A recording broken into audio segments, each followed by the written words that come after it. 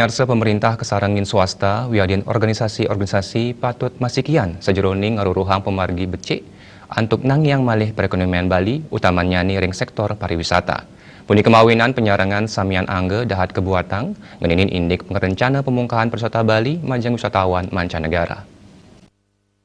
Ketua DPD HIPMI Bali pada Agus Permana Widura Nureksain melarapan pemungkah Bandara Ngurah Rai, pemerintah sida metetimbang untuk nadosang Bali pinako pemargi majeng PPLN pelaku perjalanan luar negeri dan matutang ring kahanan mewahnya ne mungkah bandara santukan mekueh pisan pengabdin saking Satgas COVID-19 sane patut kajangkepin.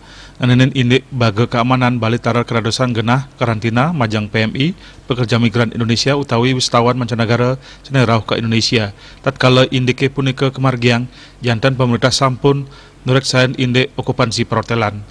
Asapun ketalar pante pengangguran ring Bali kantun ageng sane matutang antuk digelis ngeruruh pemargi dan nureksain Bali saking sarana prasarana kantun sampun sadia pisan talar antuk kadadosang genah karantina.